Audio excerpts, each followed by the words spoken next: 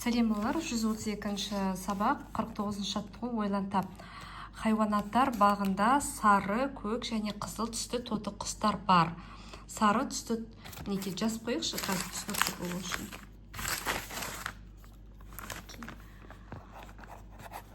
Сары, көк, қызыл.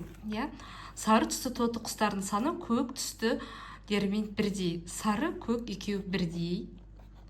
Ал көк түстілердің саны қызыл түстілермен бірдей. Көк түстілердің саны қызыл түстілермен бірдей.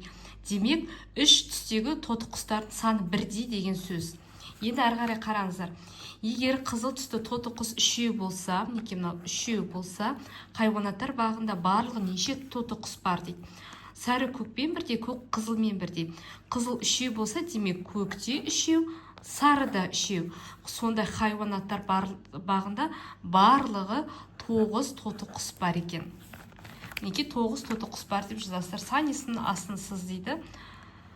Саны қызыл түсті неге үшеу, бағанда сары қызыл тоты құс, сары түсті тоты құс бірдей. Егер қызыл түсті тоты құс үшеу болса, мына үшеу деген санесім. Неше тоты құс болды? Тек қана бір ғана санесім бар екен, үшеу деген. Соның астын сызып қоясыздар. 49-ші жаттығу осылай. Келесі 50-ші жаттығу шығармашылық үзіліс. Сен саяхат жетекшісің, сенің міндетің балаларды өзің тұратын көшемен таныстыру. Ол үшін көше кімнің атына екенін анықта. Ол туралы ақпарат жина. Көше атауы болмаса, көше бойына орналасқан ерекше нысандар туралы айтуға тырыс. Өз сөзіне сан есімдерді қолдануды ұмытпа дейді. Бұл Бердібек Соқпақбаев көшесі. Бердібек Ыдырысұлы Соқпақбаев 1924 жылы 15 қазанда дүниеге келген, 91 жылы Алматы қаласында қайтыс болды. Ол қазақ балалар жазушысы. Бұл көшенің бойында Қазақстан бойынша ең үлкен домбыра үйірмесі бар. Сонымен қатар 7 азық-түлік дүкені және 2 кітап дүкені бар. Келесі 51-ші жаттығу жоспар бойынша мәтін құрастырып жаз. Жоспар: Қазақстан жері, Қазақстан халқы, Қазақстанның көрікті демалыс орындары. Қазақстан Республикасының жер көлемі 2,17 миллион шаршы шақырым. Жердің ауданы жағынан дүние жүзіндегі ең ірі мемлекеттердің қатарына жатады. Бұл көрсеткіш бойынша Қазақстан әлем бойынша 9-шы орында тұр. 2024 жылғы 1 наурыздағы жағдай бойынша Қазақстан халқы 20 миллионды құрайды. Бұл көрсеткіш бойынша Қазақстан әлемде 64-ші орында. Қазақстанның көрікті демалыс орындары: Қапшағай су қоймасы, Алакөл, Бурабай демалыс аймағы, Қатон-Қарағай, Баянауыл және де осы сияқты көптеген керемет демалыс орындары бар.